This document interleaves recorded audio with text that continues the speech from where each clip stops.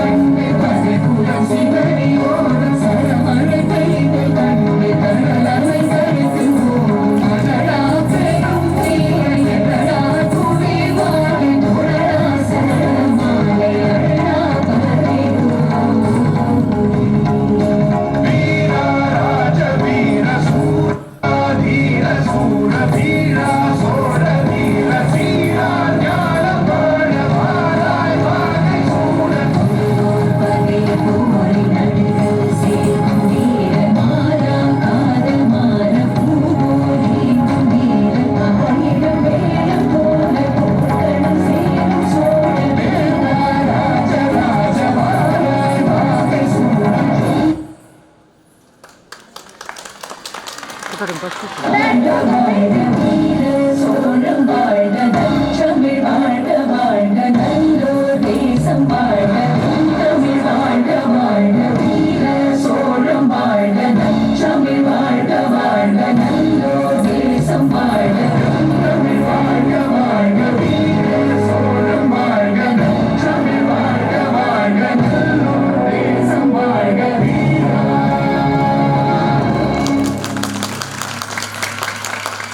That was amazing. Let's cheer them on with a loud round of applause.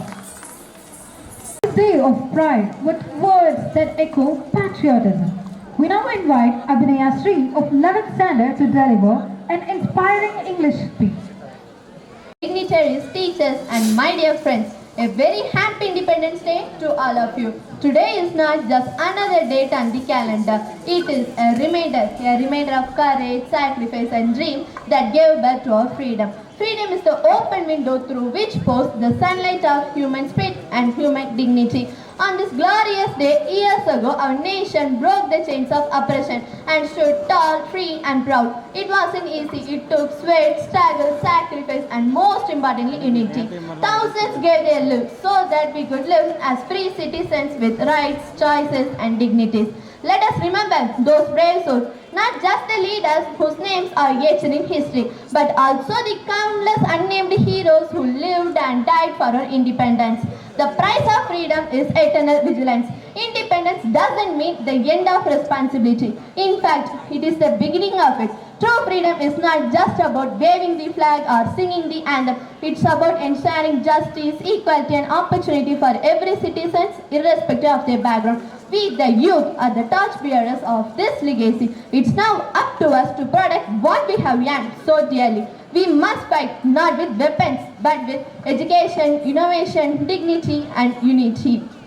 Our freedom fighters envision a strong, united, and independent country. Let us not let a dream fade. Let us rise not just once a year on Independence Day, but on every single day with pride in our hearts and service in our actions. We must be free, not because we claim freedom, but because we practice it. As we celebrate today, let us also make a promise that we will do our part, no matter how small, to make our nation proud. A flag doesn't fly because of wind, it flies because of every breath of a dying soldier. Once again, I wish you all a very happy Independence Day. Jai Hind.